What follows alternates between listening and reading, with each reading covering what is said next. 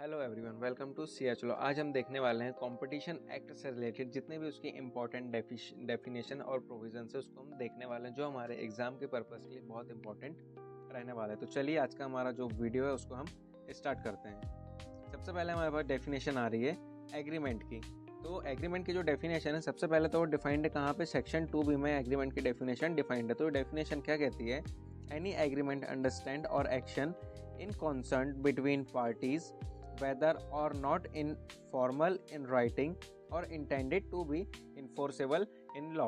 इसका मतलब ये होता है कि मान के चलिए कोई भी ऐसा रिटर्न या ओरल या बिना लिखे आपसी समझ के क्या मिल रहा है, किया गया जो भी काम हो रहा है, मतलब ना लिख रहे हैं ना पढ़ रहे हैं और आपसी समझ से मिलकर जो काम हो रहा है उसको हम क्या बोलते हैं? उसको हम यहाँ पे एग्रीमेंट कहते हैं। सबसे पहले इसका एग्जांपल हम ये देखते हैं कि 2 और मोर कंपनी फिक्स रेट। मान के चलिए 2 कंपनी आपस में रेट फिक्स कर देती है कि भाई हम जो है प्रोडक्ट बेच रहे हैं 20 रुपीज़ का जाएगा, तुम भी सेम प्रोडक्ट क्या भेज दो, 20 रुपीज़ का भेज दो। तो ये कैसा हो रहा है?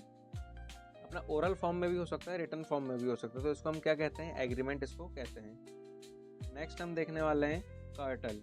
कार्टेल क्या होता है? कार्टेल जो डिफाइंड है सेक्शन 2C में डिफाइंड है। इसकी डेफिनेशन ये है, an association of producer, seller, distributor, trader और service provider who agree to control the price, limit production और सप्लाई और मार्केट। इसका मतलब ये होता है कि मान के चलिए जब किसी प्रकार का जो सेलर है वो जो भी वहाँ से क्या करता है, जो उत्पादक आपस में मिलकर किसी भी दाम का उत्पादन या सप्लाई का क्या करते हैं, कंट्रोल करते हैं, उसको हम क्या बोलते हैं यहाँ पे? कार्टेल यहाँ पे कहते हैं। फॉर एग्जांपल मान के चलिए जो भी हमारे सीमेंट की जो कंपनी है, कौन सी कंपनी? सीमेंट की कंपनी है। अब भाई ये प्रोड्यूस खुद ही कर रहे हैं और अगर इसका प्राइस का अगर एक्सटेंड कर देते हैं तो इसमें हम कुछ उनको कह नहीं सकते हैं। नेक्स्ट हम देखते हैं एंटरप्राइज क्या होता है। एंटरप्राइज की जो डेफिनेशन है वो डिफाइंड है section 2H of Indian competition act में, वो डिफाइंड है। अब ये डेफिनेशन क्या कहती है? एनी ग्रुप और group engage in a economic activity related to production, production से रिलेटेड हो, सप्लाई से रिलेटेड हो, डिस्ट्रीब्यूशन और ट्रेड से रिलेटेड हो।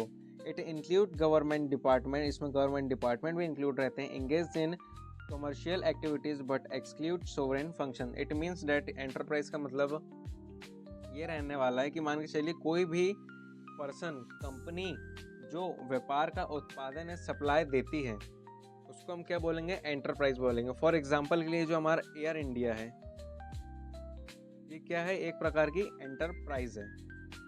ठीक है। नेक्स्ट डेफिनेशन हम देखते हैं रिलेवेंट मार्केट। ये क्या होती है? रिलेवेंट मार्केट की डेफिनेशन ये है, the market determined with reference to the relevant product, the market और द रिलेवेंट जोग्राफिक मार्केट। इसकी सबसे पहले जो डेफिनेशन है वो 2R में डिफाइन की गई है। और रिलेवेंट मार्केट होता क्या है?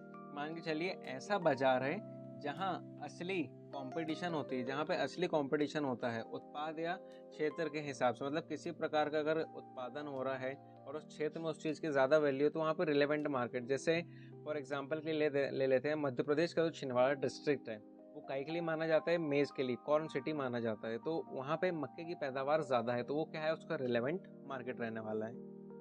नेक्स्ट हम देखते हैं रिलेवेंट जोग्राफिकल मार्केट। ये जो है डिफाइंड सेक्शन 2S में। इसकी डेफिनेशन ये कहती है, area in which condition of competition for supply of goods services are distinctly homogeneous. It means that relevant geographical market का मतलब ये है कि मान के चलिए ऐसा इलाका जहाँ पर बाजार की जो भी शर्त, जो लिमिट्स है, वो लगभग कैसी रहती है? एक जैसी रहती है। अगर आप कोई प्रोडक्ट किसी भाव में कहीं और से खरीदते हैं तो वो ये बोलता है कि भाई ये 50 का मिलने वाला है, या इसमें जो भी इसमें लिमिटेशन बाउंडेशन रहने वाले हैं, तो वही सेम प्रोडक्ट का जो वैल्यू है वो दूसरी जगह भी सेम रहने वाली है। तो इसको हम क्या बोलेंगे? रिलेवेंट जोग्राफिक मार्केट यहाँ पे कहने वाले हैं। नेक्स्ट हम देखते हैं रिलेवेंट प्रोडक्ट मार्केट। ये डिफाइंड सेक्शन 2T में। अब इसकी डेफिनेशन क्या कहती है वो पढ़ते हैं। Market comprising services regarded as interchangeable और सब्सटीट्यूटेबल बाय द कंज्यूमर। इसकी बहुत छोटी सी डेफिनेशन है हमारी रिलेवेंट प्रोडक्ट मार्केट की। इसका मतलब ये होता है कि मार्केट में जितने भी प्रकार का कंप्राइजिंग जो प्रोडक्ट रहते हैं और उनका अगर इंटरचेंज होना रहता है वो सब्सटीट्यूट मेथड से कंज्यूमर के द्वारा, तो वो करना बहुत ही ज़्यादा आसान यहाँ पे हो जाता है। नेक्स्ट हम देखते हैं सर्विस, जो डिफाइंड है सेक्शन 2U में।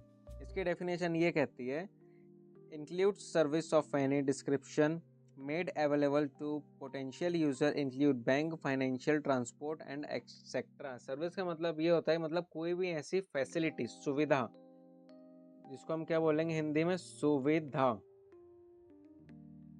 कोई भी ऐसी सुविधा यहाँ पे हमको मिल रही है जो हमारी पब्लिक को दी जाए। फॉर एग्जांपल मान के चलिए मनी वहाँ पे मिल रहे हैं, बैंकिंग, बीमा, ट्रांसपोर्ट, जितने प्रकार की टेलीकॉम कंपनी जो सर्विस ही एक प्रकार की, तो वो इसके अंडर यहाँ पे कंक्लूड हो जाता है। नेक्स्ट हम देखते हैं ट्रेड, जो कि डिफाइंड है सेक्शन 2(x) में। ट्रेड का होता है include trade, business, industry, profession और supply distribution of goods services. का मतलब ये होता है, मतलब ट्रेड का मतलब ये है कि कोई भी ऐसा बिजनेस, कारोबार, उद्योग या पेशा जिसका मतलब काम है कि क्या किसी प्रकार का हमको क्या करना चाहिए, सप्लाई करना ही करना है इस ट्रेड में, तो उसको हम क्या बोलते हैं, ट्रेड बोलते हैं। सो ओके देन, आज का जो हमारा छोटा सा लेक्चर था important definitions under competition act 2002 से रिलेटेड, वो यहीं पे एंड होता है। अगर ये वीडियो आपको अच्छी लगी हो तो प्लीज़ लाइक करना, चैनल को सब्सक्राइब बिल्कुल करना, और अगर आप किसी भी लॉ से रिलेटेड टॉपिक पर अगर वीडियो चाहते हैं तो मुझे कमेंट पर ज़रूर बताना। मिलते हैं अपने नेक्स्ट वीडियो में, तब तक के लिए बाय बाय।